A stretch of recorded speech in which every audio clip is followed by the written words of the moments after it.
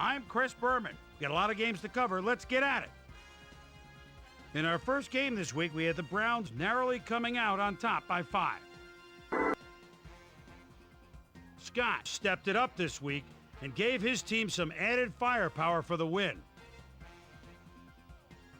Aaron Brooks threw 3 strikes to the end zone and helped his Saints beat the 49ers. Up in the Motor City, Detroit, we had the Lions walk away with a 6-point victory. Over at Gillette Stadium, we had the Patriots squeeze out a 4-point victory. The Falcons racked up over 150 rushing yards in their win at Tempe, Arizona. Cowboys, Bengals. Rudy Johnson is backed up in his own territory. He tries to bounce outside. He'll have the first down. Shakes another tackle, goes down the sidelines. Wait a minute.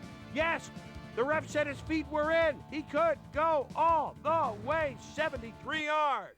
The Bengals go on to win this by the final score of 14-13. The Titans lost on the road, but will get to head home and meet the Texans. We had an interesting free agency pickup of note here. Trey's got the lowdown for us. Trey? Pratt will be moving on from his current address, and he gets a pretty good deal to do it.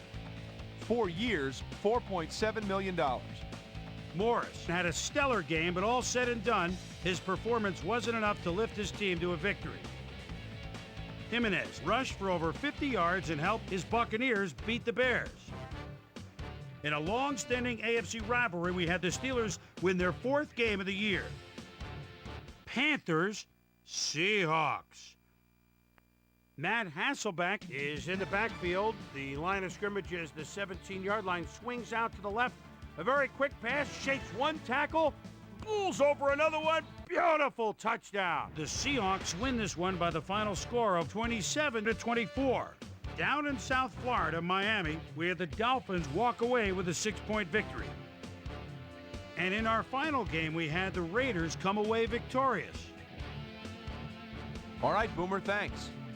In front of you, we've got the AFC Infirmary Report. And as you can see, they were hit hard this week. Raheem Brock is probably the one that most leaps out at you. He'll be out for the rest of the regular season. There's a chance, however, they'll get him back for the playoffs.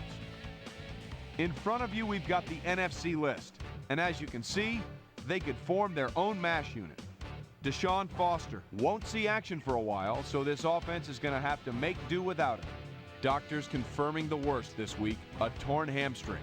And that'll put him out for 8 weeks. Now, on to even bigger news, as you may have already heard. Pisa Tinoa Samoa had to be placed on injured reserve, so he'll be on the sidelines for the rest of the year. Just a key blow to the heart of his defense. Now we'll move on to our top story of the day.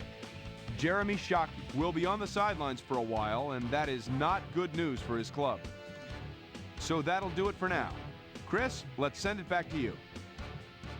Gibbs is another guy I've always liked a lot. Basically, plays with a sort of reckless abandon out there.